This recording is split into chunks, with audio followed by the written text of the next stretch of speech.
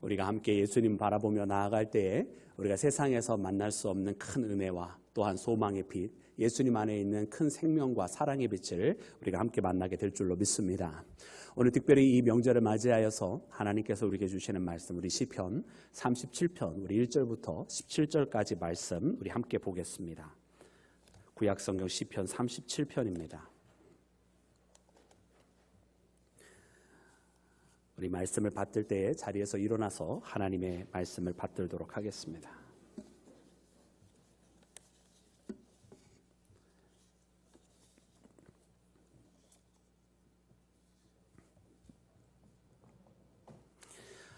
악을 행하는 자들 때문에 불평하지 말며 불의를 행하는 자들을 시기하지 말지어다. 그들은 풀과 같이 속히 배임을 당할 것이며 푸른 채소같이 쇠잔할 것임이로다. 여호와를 의뢰하고 선을 행하라. 땅에 머무는 동안 그의 성실을 먹을거리로 삼을지어다. 또 여호와를 기뻐하라. 그가 내 마음의 소원을 내게 이루어 주시리로다. 내 길을 여호와께 맡기라. 그를 의지하면 그가 이루시고 내 의를 빛같이 나타내시며 내 공의를 정오의 빛같이 하시리로다. 여호와 앞에 잠잠하고 참고 기다리라. 자기 길이 형통하며 악한 꾀를 이루는 자 때문에 불평하지 말지어다. 분을 그치고 노를 버리며 불평하지 말라. 오히려 악을 만들 뿐이라. 진실로 악을 행하는 자들은 끊어질 것이나 여호와를 소망하는 자들은 땅을 차지하리로다. 진실로 악을 행하는 자들은 잠시 후에는 악인이 없어지리니 내가 그곳을 자세히 살필지라도 없으리로다. 그러나 온유한 자들은 땅을 차지하며 풍성한 화평으로 즐거워하리로다. 악인이 의인치기를 꾀하고 그를 향하여 그의 일을 가는도다. 그러나 주께서 그를 비웃으시리니 그의 날이 다가옴을 보심이로다. 악인이 칼을 빼고 활을 당겨 가난하고 궁핍한 자를 엎드려뜨리며 행위가 정직한 자를 죽이고자 하나 그들의 칼은 오히려 그들의 양심을 찌르고 그들의 활은 부러지리로다. 의인의 적은 소유가 악인의 풍부함보다 낫도다. 악인의 팔은 부러지나 의인은 여호와께서 붙드시는도다. 아멘. 자리에 앉겠습니다. 할렐루야. 우리 주님의 크신 사랑, 오늘 이 명절 추석의 연휴를 통하여서도 우리 사랑하는 온 교회 가운데 넘치기를 주님의 이름으로 축복합니다. 사랑하는 여러분, 이 한가위라고 하는 말의 뜻을 보았더니 가운데 크다 이런 뜻이 있더라고요. 그래서 이 한가위 추석이라고 하는 것이 가을이라고 하는 이 계절의 큰 날, 또 추수하는 어떤 열매가 있는 가운데에 큰 날로 정하여서 많은 사람들이 풍성한 그런 기쁨 가운데 살아가고 또 많은 사람들이 함께 이 날을 즐거워하는 그런 민족의 고유 명절입니다. 혹자는 이 날이 신라시대 때부터 시작된 굉장히 오래된 명절이라고 하는데 그 근원에 대해서도 여러 가지 그 유래가 있을 정도로 아주 오래된 우리 고유 민족의 명절입니다. 어떻게 이 명절 연휴 동안 다들 잘 보내셨나요? 네, 아멘, 할렐루야. 네, 아멘 하신 분들은 잘 보내신 것 같고요. 침묵을 지키신 분은 아마 속으로 아멘 하셨을 거라 그런 생각도 듭니다만은 여러분, 이 명절을 통해서 그 무엇보다도 우리 가족들을 다시 만나고 또 이렇게 또 어떤 이들은 또 우리 함께 모여서 예배를 드리기도 하고 또 어떤 이들은 또 이 기회를 통해서 오랜만에 가족들끼리 함께 여행을 가기도 하면서 그런 즐거움의 시간들을 보내고 있는 줄로 압니다. 그러나 이 시간 우리가 가장 잊지 말아야 할 것은 바로 이 모든 것이 누구로부터 오게 되었는가. 여러분, 우리 과거 우리 조상들은 아직 우리 하나님 예수님을 알지 못하였을 때에는 이 모든 것이 다 조상의 은덕이라고 생각하였지만 여러분, 돌아가신 우리 선조들의 은덕이 아니라 여러분, 이 모든 것은 하나님께서 우리에게 베풀어 주신 은혜인 줄로 믿습니다. 고유 명절을 맞이하여서 우리 먼저 선친들을 기억하고 예배하기도 하지만 여러분, 이 모든 것은 바로 하나님 때문임을 다시 한번 고백하는 시간이 되기를 간절히 소망하고 또 더욱더 바라고 원하기는 이 모든 풍성한 시절 가운데 우리가 특별히 놓치지 말아야 될 것은 바로 우리 마음의 풍성함, 우리 마음이 가난해져서는 아니 되겠습니다. 또 특별히 더 나아가서 마음과 정서의 레벨을 넘어서서 우리의 영혼의 풍성함이 있어야 되겠습니다. 신앙 가운데 풍성한 은혜를 주시는 하나님을 만나고 하나님께서 주시는 그 풍성한 기쁨과 평강이 넘치는 여러분 우리 온교회 되기를 주의 이름으로 축원합니다. 여러분 오늘 말씀에도 보니까 하나님께서 풍성한 화평을 우리에게 주신다고 여러분 우리에게 알려주십니다. 바야흐로 오늘 이 시대를 살아가는 많은 사람들이 여러분 그 풍성함이 있는지를 한번 돌이켜 보아야 될 것 같아요. 왜냐하면 예배를 드리러 예배당에 나오기는 하는데 만약 그 기쁨과 그 풍성한 은혜를 놓친다고 한다면 아마 우리는 신앙에서 굉장히 중요한 부분을 놓치고 있는 것입니다. 우리가 은혜가 넘치고 기쁨이 넘칠 때에는 여러분 신앙생활하는 모든 것들이 다 기뻐요. 한 걸음 한 걸음 매 시간 시간마다 또 행하는 모든 것들마다 내 마음 가운데 만족함이 있고 또 내 마음 가운데 내가 행하는 모든 것들 가운데 보람도 느끼고 또 다른 데서 얻지 못하는 기쁨도 누리지만 그러나 어느 순간이 되어서 또 무슨 연유가 되었든 마음 가운데에 이 모든 것들을 놓칠 수밖에 없는 그 가난함이 찾아와요. 때로는 이것이 외부적인 요인 때문에 이르기도 하고 때로는 내면의 갈등 때문이기도 하고 또 뭐 어쨌든 내적이든 외적이든 어떤 이유가 됐든 우리 마음이 이렇게 가난해질 수밖에 없는 상황이 되면 그때부터는 기쁨도 잃어버리고 화평도 잃어버리고 그러면 몸은 와 있지만 마음은 뭐 전쟁터와 같은 그런 상황이 된다고 한다면 참으로 우리는 어떻게 보면 불행한 신앙생활을 하게 될 수도 있는 것입니다. 그래서 오늘 이 명절을 맞이하여서 특별히 이 연휴를 보내면서도 하나님을 찾아온 사랑하는 우리 모든 믿음의 자녀들이 그러므로 하나님께서 주시는 이 풍성한 은혜, 하나님께서 주시는 이 풍성한 화평이 늘 항상 함께하기를 주님의 이름으로 축원합니다. 사랑하는 여러분, 그러면 이 화평을 누리기 위해서 우리가 무엇을 해야 할까요? 오늘 말씀에 보니까 우리에게 알려주시는 그 말씀 첫 번째는 바로 이 모든 것을 너의 하나님 여호와께 맡기라는 메시지가 있습니다. 여러분 우리는 모든 것을 하나님께 맡기는 믿음의 길을 걸어야 할 줄로 믿습니다. 우리 5절 말씀을 다 같이 한 목소리로 합독해서 읽겠습니다. 우리 다 같이 합독합니다. 내 길을 여호와께 맡기라. 그를 의지하면 그가 이루시고. 아멘. 할렐루야. 여러분 우리의 모든 길을 여러분 하나님께 맡겨야 할 줄로 믿습니다. 여러분 맡기고 계십니까? 아멘이십니까? 진정으로 맡기셨습니까? 여러분 그러면 맡기셨다고 하셨는데요. 맡기는 것은 그럼 무엇일까요? 우리가 하나님 앞에 맡겼다고 했는데 여러분 맡긴다고 하는 것은 어떤 것을 의미하는 것일까요? 여러분 분명 우리는 하나님 앞에 맡겼으니까 팔짱 끼고 우리는 아무것도 안 한다 이런 뜻은 아닐 것입니다. 여러분 우리가 뭐 직분을 받을 때거나 혹은 어떤 역할을 맡게 될 때 뭐 임직식이 되었을 때 보면 항상 우리가 습관적으로 자주 읽게 되는 말씀이 있어요. 우리 로마서 11장 12절 말씀인데 그 말씀에 보면 부지런하여 게으르지 말고 열심을 품고 주를 어떻게 하라? 섬기라 이렇게 돼 있잖아요. 우리가 너무나 많이 들어서 잘 아는 그 말씀 보면 부지런하게 주를 섬겨야 돼. 열심으로 주를 섬겨야 돼. 알고 있기에 여러분 하나님 앞에 맡겼다라고 하는 것이 우리가 아무것도 안 한다는 뜻은 아닌 것을 우리가 알고 있습니다. 그럼에도 불구하고 우리는 맡겨야 된다고 이야기를 하고 있어요. 우리가 열심히 일을 하고 우리에게 맡겨진 그 사명에 충성을 다하고 그리고 부지런하게 성실하게 움직이지만 여전히 우리는 맡기는 신앙생활을 해야 된다고 말씀해 주시더라는 거예요. 그러므로 오늘 이 시대를 살아가는 우리가 여러분 열심히 하고 또 충성스럽게 행하되 맡기지 못한다고 한다면 여러분 그것은 또한 어떻게 보면 우리의 신앙의 삶 속에 인간적인 삶의 레벨을 벗어나지 못하고 있다는 뜻입니다. 여러분 열심히 하되 내 힘과 내 능력에 대한 열매가 아닌 열심히 하되 주님께서 붙들어 주시는 가운데 움직이는 자, 최선을 다하고 열정을 다하고 부지런히 움직이되 하나님의 인도함대로 따라가는 그렇게 맡기는 신앙생활하는 우리 모두가 되기를 주의 이름으로 축원합니다. 그러므로 이런 길을 걸어가기 위해서는 가장 근본이 되는 것이 무엇이냐면 내 생각을 신뢰하는 것이 아니라 하나님을 신뢰하는 신앙생활이 가장 먼저라고 하는 것입니다. 우리는 하나님을 신뢰하며 나아가는 믿음의 길을 걸어가야 할 줄로 믿습니다. 사랑하는 여러분, 그러면 여러분 이 신뢰라고 하는 것이 무엇입니까? 여러분 이 여호사밧 왕은요, 우리가 이 열왕기 하에 있는 말씀을 통해서 보면 여러분 이 여호사밧 왕이 드고와 골짜기에서 이제 대적들을 상대하게 되는데 그때 백성들에게 외쳤던 말씀이 있어요. 그게 무엇입니까? 너희는 너희 하나님 여호와를 신뢰하라. 여러분 하나님을 신뢰하라고 외쳤던 여호사밧 왕을 우리가 봅니다. 그리하면 너희가 견고히 서리라. 여러분 하나님을 신뢰할 때 견고히 서게 된다고 하는 말씀을 여러분 드고와 골짜기에서 이야기하였던 여호사밧은 여러분 그 백성들 가운데 무엇이 있는 것을 발견했기 때문에 그런 말씀을 선포했느냐면 바로 그 백성들 마음 가운데 두려움이 있었던 것을 알았기 때문에 이 말씀을 선포한 거예요.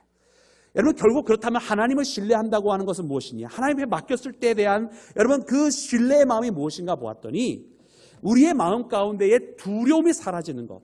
즉 우리의 마음 가운데 두려움이 있다고 한다면 아직 신뢰하지 못한다고 하는 방증일 것이고 내가 진정으로 하나님 앞에 맡겼기 때문에 이후에 벌어지는 일은 어떠한 일이 되었든 이 전쟁에 나가는 이스라엘 백성들이 그 전쟁에 이기든 지든 그 모든 결과에 대해서 두려워하지 아니하고 내 생각과 내가 원하는 결과가 오지 아니한다 할지라도 하나님 앞에 맡겨진 일이기에 그분을 신뢰하기에 그분은 더욱더 좋은 길로 가장 하나님께서 기뻐하시는 결말로 인도해 주실 것이라고 하는 그 믿음이기에 여러분 두려워하지 아니한다고 하는 이 믿음은 바로 신뢰의 방증인 줄로 믿습니다. 여러분 오늘 우리가 신앙생활하면서 하나님 앞에 모든 것을 맡겼다고 이야기하는데요. 그럼에도 불구하고 두렵고 걱정하고 근심하는 길을 걸어가시는 분들이 굉장히 많이 있어요. 하나님 앞에 맡겼으면 이제 그분이 가장 좋은 길로 인도해 주실 텐데 그래서 그분을 신뢰하는데 왜 두려운 마음이 생기죠? 왜 걱정하는 마음이 생기죠? 여러분 이것이 바로 우리의 모순적인 모습이에요. 하나님을 신뢰하고 그리고 하나님 앞에 맡겼으면 그로 인한 기쁨을 누리지 못하는 이유, 왜냐하면 맡겼다고 하면서도 여전히 신뢰하지 못하고 하나님을 의지한다고 하면서도 여전히 근심하며 걱정하는 그런 우리의 인생의 모습 때문에 여러분 우리 신앙의 이 모순된 모습으로 인하여 진정한 그 풍성함을 누리지 못할 때가 있는 것을 발견합니다.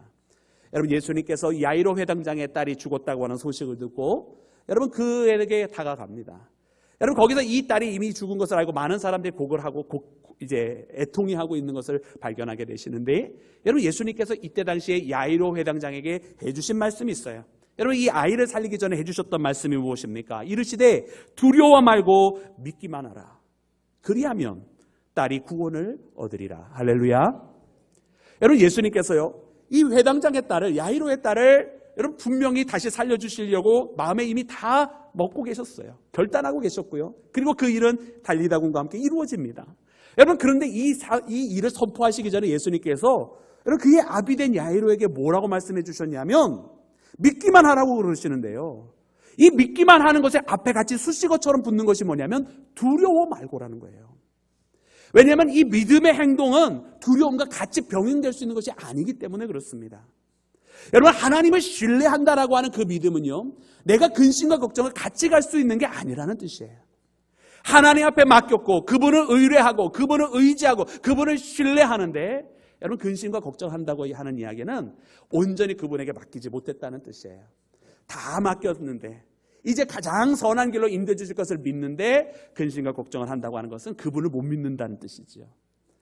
여러분 그래서 오늘 우리는 우리의 마음 가운데 때로 이 풍성함이 부족한 이유, 우리의 신앙 가운데 더 풍성하게 기쁨으로 살아가야 되는 이루지 못하는 이유가 어쩌면 우리의 믿음 가운데에 이 연약한 믿음으로 말미암아 온전하지 못한 믿음으로 말미암아 파생되는 일이구나라고 하는 것을 깨닫게 됩니다. 사랑하는 여러분, 모세가 신명기 31장에 유언처럼 여호수아에게 해준 이야기가 있어요. 여러분 그의 말씀 31장 8절 말씀에 보면 이렇게 기록이 되어 있습니다.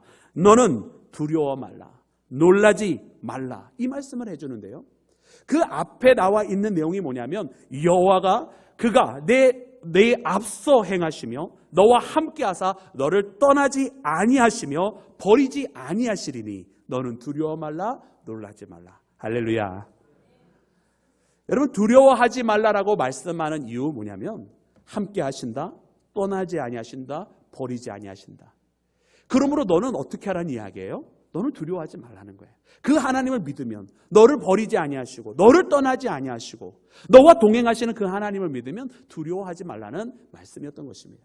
그만큼 세상 속에 살아가다 보면 두려워할 만한 이유들이 있겠지만 걱정되는 일이 발생하겠지만 그러지 말라고, 하나님이 진정 너와 함께 하신다고, 그 하나님이 너를 지키시는 하나님이지 않느냐고, 그 하나님이 너와 지금도 함께 동행하고 계시지 않느냐고 여러분 이 모세는 자기의 뒤를 이을 여호수아에게 권면을 하였던 것입니다. 사랑하는 여러분, 오늘 이 모세의 권면이 우리 모두와 지금 함께하고 있는 줄로 믿습니다. 지금 우리 하나님 어떤 하나님이십니까? 여러분 우리와 동행하시는 하나님 아니십니까? 우리 하나님이 사랑하는 여러분들 버리신 적이 있으십니까? 그러신 적 없지 아니하십니까? 지금도 함께 계시고 앞으로도 영원히 우리와 동행하시는 하나님이신 줄로 믿습니다. 그러면 두려워하지 말고 여러분 세상에 벌어지는 일 때문에 놀라지 마시길 바랍니다. 언제나 우리와 함께 하시는 그 하나님을 신뢰한다면, 온전히 우리의 인생을 그분 앞에 맡겼다고 한다면, 여러분 이제 두려워하지 마시고 그분을 의지하는 믿음으로 늘 항상 여러분 믿음의 길을 끝까지 걸어가시기를 주의 이름으로 축원합니다. 사랑하는 여러분, 또한 오늘 말씀을 통해서 보니 여러분 하나님 앞에 그렇게 맡겼으면 그 다음에 이어지는 우리 신앙의 표현들이 있습니다. 그것은 무엇이냐면 하나님 앞에 맡겼으면 응답 또한 주실 것을 확신하는 우리 믿음의 길을 걸어가야 할 줄로 믿습니다. 여러분 믿음은 반드시 확신이 뒤따라오게 되어 있는 것입니다. 근데 확신이 없는 믿음은 뭐 어떤 믿음이 되겠어요? 믿기는 했지만 곧 흔들려버리는 믿음이 되어버리는 거예요. 그래서 우리 신앙에는 무엇이 필요하면 우리 신앙의 믿음의 고백과 함께 확신이 뒷받침되는 그런 신앙을 함께 걸어가야 되는 것입니다. 여러분 오늘 본문 말씀 4절과 5절에는 어떻게 이르러주고 계십니까? 우리 말씀 함께 합독해서 4절과 5절을 읽겠습니다. 시작. 또 여호와를 기뻐하라. 그가 내 마음의 소원을 내게 이루어 주시리로다. 5절 시작. 내 길을 여호와께 맡기라. 그를 의지하면 그가 이루시고. 아멘. 여러분 하나님을 기뻐하라고 되어 있어요. 여러분 왜 기뻐합니까? 말씀을 우리가 4절 다시 한번 보여주시면 우리의 마음의 소원을 이루어 주신대요. 누가 이루어 주십니까? 하나님께서 우리에게 이루어 주신다고 되어 있습니다. 우리가 아까도 읽은 것처럼 우리를 하나님께 맡기라고 5절에 기록이 되어 있어요. 왜 그렇습니까? 하나님께 맡기면 어떻게 된다고요? 그가 이루시고. 누가 이루신다고요? 하나님이 이루어 주신다고 말씀해 주고 계세요. 여러분 그렇다고 한다면 여러분 이 두 말씀을 통해서 우리는 무엇이 되어지냐면 하나님 앞에 맡겼더니 또 하나님 앞에 이렇게 나아갔더니 이 모든 것을 하나님이 이루어 주시는구나. 즉 다시 말하면 우리의 신앙의 응답은 하나님께서 항상 주신다고 여러분 흔들리지 않는 신앙의 길을 우리가 걸어가야 한다라는 말입니다. 여러분 오늘 이 말씀을 보면서 참 우리가 때로는 믿기는 믿었지만 곧 확신이 없어 흔들려버렸던 지난날의 우리의 모습들을 반드시 뉘우치고 하나님 앞에 돌아와야 할 줄로 믿습니다. 사실 확신이 부족한 것은 사실 우리 한 사람 어떤 개개인을 탓할 수만은 없어요. 왜냐하면 이 확신이 없을 수밖에 없는 사건들이 주변에서 벌어지기 때문에 그렇죠. 여러분 오늘 본문 말씀해 보면 두 가지 그와 같은 이유에 대해서도 사실 말씀해 주십니다. 여러분 1절과 7절 말씀해 보면 이렇게 기록이 되어 있는데 우리 함께 읽을까요? 1절과 7절입니다. 우리 다 같이 합독해서 읽겠습니다. 시작. 악을 행하는 자들 때문에 불평하지 말며 불의를 행하는 자들을 시기하지 말지어다. 아멘. 또 7절 시작. 여호와 앞에 잠잠하고 참고 기다리라. 자기 길이 형통하며 악한 꾀를 이루는 자들 때문에 불평하지 말지어다. 아멘. 첫 번째는 왜 우리의 확신이 흔들리는가? 말씀을 통해서 보니 악한 자들이 잘 되는 걸 보는 거예요. 우리가 세상에 살면서 신앙의 길을 항상 하나님 앞에 기도 열심히 하고 주의 말씀을 지키고 좀 불편하다 할지라도 하나님의 말씀대로 살아가는 사람들이 먼저 형통한 것이 아니라 때로는 그와 같이 정도를 걸어가는 사람들이 오히려 뒤처지고 불의를 행하는 사람들이 더 먼저 앞서 나가고 남에게 양보하는 사람들이 자꾸 손해보는 모습이 보여지고 자기 욕심만 채우는 사람들이 더 흥황하는 그런 모습들을 우리가 발견하게 되니까 우리의 애초에 하나님을 믿었던 믿음들이 흔들려 버리게 되는 거예요. 그래요. 세상의 불의가 마치 먼저 이기는 것처럼 보이잖아요. 사랑하는 여러분, 그러나 하나님께서 오늘 우리에게 주시는 말씀이 무엇입니까? 그렇게 불의를 행하며 흥황하는 사람들을 시기하지 말라는 거예요. 그들 때문에 불평하지 말라는 거예요. 왜냐? 우리가 말씀에 그 뒤에 있는 말씀들을 보았더니 그 불의를 행하는 자들이 오히려 자기들의 꾀에 넘어지고 자기들의 덫에 빠지고 오히려 그 불의는 종국적으로 하나님께서 심판하신다고 되어 있습니다.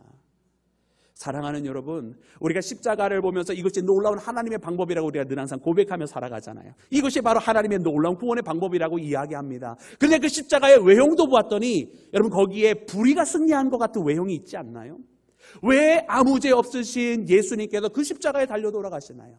오히려 저 제사장처럼 하나님의 말씀을 믿는다고 하지만 그 말씀을 어기며 살아갔던 그 사람들, 자기 욕심을 차리고 있었던 사람들, 겉으로만 신앙인을 취했던 바리새인들이 거기에 붙잡혀 십자가를 지고 있어야 되는 게 마땅한 것이 아니었나요? 그러나 사랑하는 여러분, 하나님의 방법은 때로 우리가 생각할 수 없는 방법 가운데 그 외형 가운데 일어납니다. 그러나 오히려 의로우신 죄 없으신 예수님께서 그 십자가에 달려 돌아가심으로 보혈의 피를 우리를 위하여 흘려주실 때에 여러분 우리의 수많은 죄가 주홍과 같은 죄가 그분의 보혈의 피로 깨끗하게 씻김을 받고 그분의 대속죄로 말미암아 우리가 구원받게 되었다라고 하는 이 놀라운 사실을 여러분 우리가 깨달아야 할 줄로 믿습니다. 여러분 오늘 말씀을 통해서 보니 정말로 그런 것 같아요. 여러분 말씀 가운데는 이렇게 기록을 하고 있습니다. 우리 본문 말씀 12절부터 15절까지의 말씀을 함께 읽겠습니다. 다 같이 합독합니다. 시작. 악인이 의인의 지기를 꾀하고 그를 향하여 일을 가는도다. 그러나 주께서 그를 비웃으시리니 그의 날이 다가옴을 보심이로다. 악인이 칼을 빼고 활을 당겨 가난하고 궁핍한 자를 엎드러뜨리며 행위가 정직한 자를 죽이고자 하나 그들의 칼은 오히려 그들의 양심을 찌르고 그들의 활은 부러지리로다. 아멘. 여러분 악인들이 행하는 그 모든 것들 여러분 하나님께서 보고 비웃으신다 되어 있어요.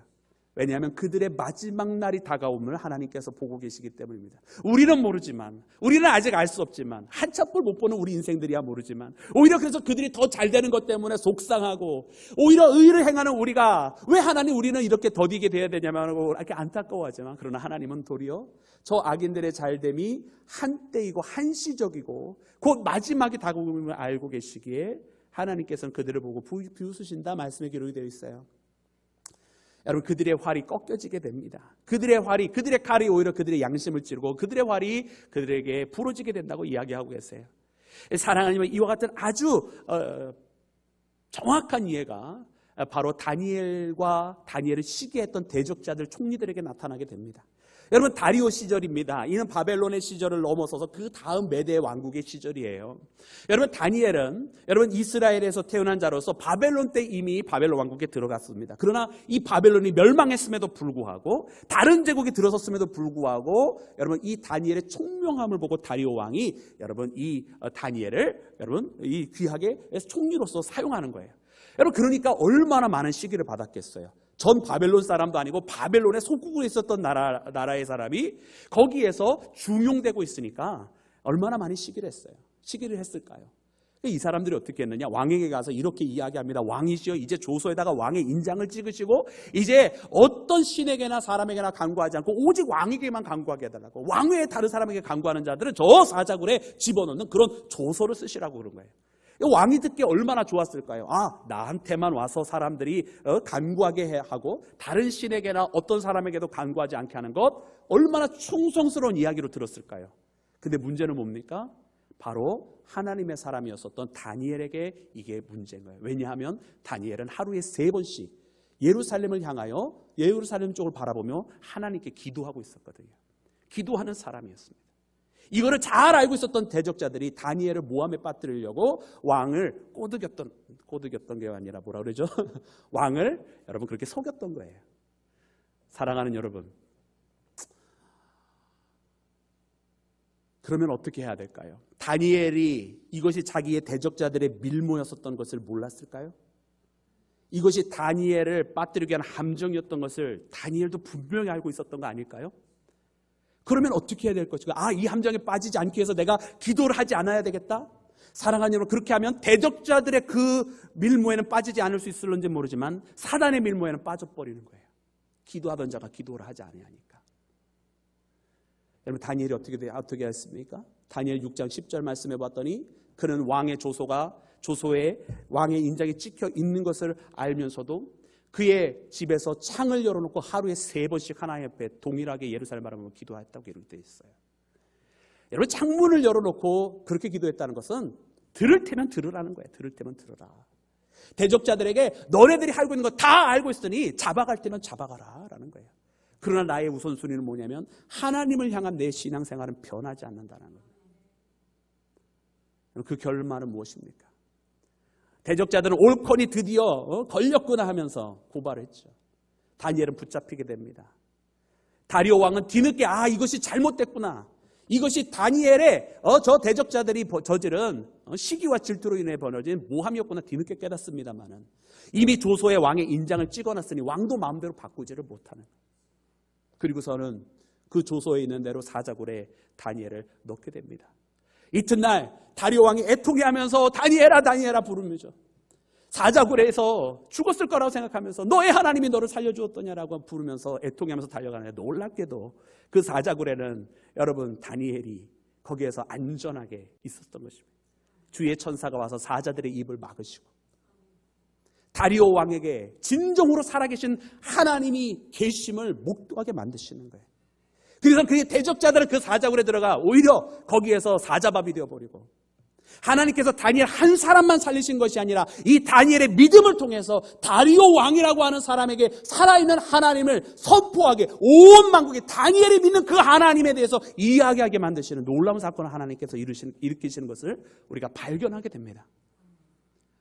하나님은 때로는 이렇게 원수의 칼과 활로 말미암아 벌어지는 일도 허락하시는데, 그걸 허락하시는 이유가 뭐냐면 더 큰 하나님의 역사를 이루시기 위함이라는 말입니다.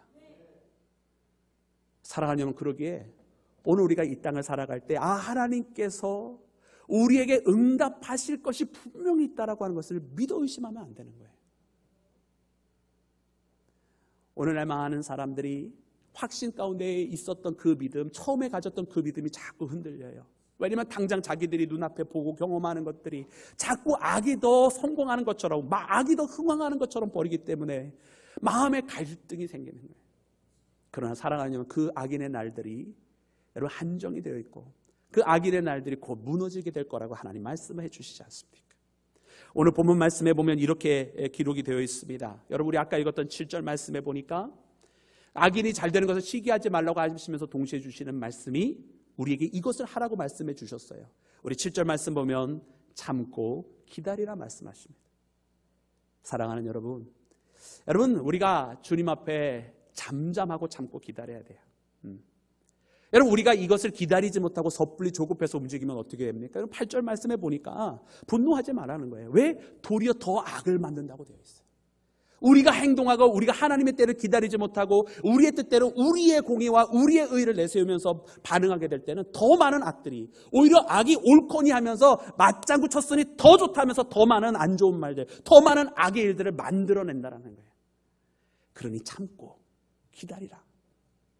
하나님께서 그 악조차 선으로, 더 큰 선으로 만드실 것이라고 하는 분명한 약속이 우리 가운데 있는 줄로 믿습니다. 그러므로 사랑하는 여러분, 응답해 주시는 하나님을 믿어 의심하지 않는, 늘 항상 확신을 가진 믿음의 자녀가 되기를 주의 이름으로 축원합니다. 여러분, 하나님은 다 계획이 있으십니다. 아멘이십니까? 네. 여러분, 우리가 모를 뿐이지 하나님은 다 계획이 있으십니다. 여러분, 그분의 계획, 여러분, 저 요셉을 저 애굽의 총리가 된 게 만드신 그 놀라운 계획, 저 모세가 애굽의 왕자였다가 쫓겨났지만 그를 다시 이스라엘에 보내는 그 놀라운 계획, 여러분, 하나님 사이즈의 일은 우리 사람이 가늠할 수 있는 것이 아니라, 이 땅에는 모든 죄인들을 구원하시기 위하여 하나님의 아들이 육신을 입고 오셔서 대신 십자가를 지시는 그 계획, 여러분, 하나님의 놀라운 계획을 여러분, 우리가 성경을 통해서 알고 있는 것만도 이렇게 많이 있는데요, 지금 이 시간에도 하나님은 그것 이상의 놀라운 계획들을 우리 가운데 허락하고 계시는 줄로 믿습니다.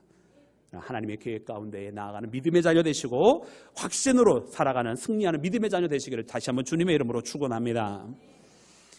여러분, 그리고 이런 하나님의 풍성한 은혜 속에 계속 살려면 무엇을 해야 되느냐? 여러분, 하나님의 말씀을 존귀하게 받드는 믿음의 사람이 되어야 합니다. 여러분, 하나님의 말씀을 늘 항상 마음속에 새기는 믿음의 자녀 되시기를 주의 이름으로 축원합니다. 여러분, 오늘도 본문 말씀 16절부터 18절까지는 이렇게 말씀을 해주고 계세요. 우리 다 같이 합독합니다. 시작. 의인의 적은 소유가 악인의 풍부함보다 낫도다. 악인의 팔은 부러지나 의인은 여호와께서 붙드시는도다. 여호와께서 온전한 자의 날을 아시나니 그들의 기업은 영원하리로다. 아멘. 여러분, 하나님은 의인들의 모든 것들을 기억하고 계십니다. 그리고 그들이 어떻게 살아왔는지 그들의 낯을 기억하고 계십니다. 그 날들을 바라보고 계십니다. 그러기에 세상적으로 봤을 때 의인들의 적은 소유가 악인들의 풍부함보다 낫다고 말씀해 주십니다. 왜냐하면 결국 그 악인들의 팔은 부러질 수밖에 없는 때가 있지만 의인은 하나님께서 붙들어 주시기 때문이라 말씀해 주고 계세요. 여러분, 이 말씀을 마음속에 잘 간직하는 우리 모두가 되기를 주의 이름으로 축원합니다. 여러분, 하나님의 말씀을 우리가 잘 붙들어야만 합니다. 왜냐하면 오늘 이 시대를 살아가는 많은 크리스찬들이 세상의 곤비함 때문이라고 할지, 아니면 많은 인생의 어려움을 겪어서라고 할지, 이 하나님의 말씀을 자꾸 경히 여기게 되는 것 같아요. 일부러 그러는 것 같지는 않아 보입니다. 그러나 하나님의 말씀이 자꾸 늘 항상 듣다 보니 관습적으로만 여겨지고 마음속에 잘 새기지 못하는 그런 케이스들이 너무나 많이 있어요. 하나님은 원래 그런 말씀하시는 분이니까, 예수님은 원래 그런 말씀하시는 분이니까 라고 이야기하고 세상을 살 때는 그냥 내 생각대로 살아가는 케이스인 거죠. 여러분, 그러면 어떻게 되겠습니까? 여러분, 그러면 하나님의 말씀대로 듣지 않고 그냥 내 생각과 내 판단대로 그냥 하나님은 하나님대로, 예수님은 예수님 말씀대로 하고 나와는 무관하듯이 마치 나는 내 생각대로 그냥 살아가면 어떤 일이 벌어지겠느냐는 말이에요. 여러분, 어떤 사람이 이제 위장 수술을 해야 됩니다. 그 위장 수술을 앞두고서는 의사가 그런 거예요. 네, 이 수술 전날에는 절대로 아스피린 드시고 오시면 안 됩니다. 네, 그리고 전날에 오실 때는 꼭 공복으로 오셔야 됩니다. 뭐 드시면 안 돼요. 특별히 김 같은 거는 먹으시면 안 돼요. 아스피린 먹으면 피가 응고가 잘 안 돼가지고 지혈하는 데 어려움을 겪을 수가 있고요. 김 같은 거 먹으면 위장벽에 딱 붙어가지고 내시경으로 할 때 엉뚱한 것으로 판단해가지고 잘못된 표피를 수술해버릴 수가 있어요. 절대로 그거 꼭 지키셔야 돼요 라고 이야기한다면, 여러분들 같으면 아스피린 드시고 싶은 분 한번 손 들어보세요. 아무도 없죠. 피지혈한데 뭐 어떡합니까? 수술해야 되는데. 김 드시고 싶은 분 한번 손 들어보세요. 그런 분도 아무도 안 계시죠. 아마 금식은 못해도 수술 앞두고선 다 공복으로 가실 거예요. 이건 원래 웃어야 되는 포인트인데 찔리셨나 봐요. 의사의 말을 잘 듣습니다. 왜냐? 자기의 생명과 연관되어 있기 때문에 아마 이 수술을 앞두고 해주는 한마디 한마디를 놓치지 않고 그대로 지키려고 할 거예요. 근데 사랑하는 여러분, 우리가 세상 사는 일도 이렇게 할진데 우리의 영혼의 생명에 대해서 말씀하시는 하나님의 말씀을 우리가 어떻게 해야 되겠습니까? 하나님께서 우리의 영혼에 대해서 말씀하시고 이 생명과 직결되는 영의 양식을 우리에게 주시는데, 그 말씀을 만약 우리가 지키지 아니한다면 마치 수술을 앞두고 이 아스피린 먹는 사람, 의사의 말을 경히 여기고 그냥 공복을 하는데 공복 지키지 않고 오는 사람과 무엇이 다르겠습니까? 여러분, 세상을 살아갈 때 의인을 시기하지 말라 말씀하시면 시기할 필요가 없는 거예요. 그저 하나님의 약속을 더 의뢰하고 신뢰하며 그 말씀을 마음속에 새기면 이로 말미암아 더 마음이 풍성해질 텐데, 하나님을 바라보며 풍성해질 수 있는 우리가 자꾸 세상 사람들 보면서 마음이 가난해져 버린단 말이죠. 사랑하는 여러분, 그래 오늘 이 말씀을 보면서 우리가 하나님의 말씀에 더 집중해야 되겠다. 그리고 그분이 주시는 그 존귀한 말씀을 마음판에 잘 새겨야 되겠다고 하는 그런 믿음의 결단을 하는 우리 모두가 되기를 주의 이름으로 축원합니다. 그러므로 사랑하는 여러분, 오늘 이 풍성한 명절을 맞이하여 우리가 더욱더 신앙 안에서 풍성해지기를 주의 이름으로 축원합니다. 하나님께 모든 것을 맡기고 신뢰하고, 그리고 그 응답에 대해서도 확신하는 믿음의 길, 그리고 주신 말씀을 마음속에 잘 간직하는 믿음의 자녀가 되어서 이런 풍성한 신앙 가운데 승리하시기를 다시 한번 주님의 이름으로 축원합니다. 함께 기도하겠습니다. 할렐루야. 주님 감사합니다. 오늘 우리가 주의 말씀을 붙들고 나아갑니다. 주님, 이렇게 명절이 되었음에도 불구하고 주님 앞에 나와서 예배의 자리를 지키고자 하는 사랑하는 주의 자녀들, 이처럼 주님과 함께하는 것을 제일 먼저로 생각하며 주님 앞에 예배하는 사랑하는 자녀들을 기억하시며 오늘 주신 말씀을 통해서도 승리하게 하여 주시옵소서. 한 명 한 명 진정으로 주님의 말씀 가운데 나아가기를 원하오니 주여, 걱정하고 근심하기보다는 진정으로 주님을 신뢰하며 맡기는 자 되게 하시고, 의심하는 자 되지게 하지 마시고 오직 확신함으로 주님 앞에 나아가는 믿음의 자녀가 될 수 있도록 주여 도와 주시옵소서. 모든 것을 주께 맡기며 우리 구주 예수님의 이름으로 기도드렸사옵나이다. 아멘.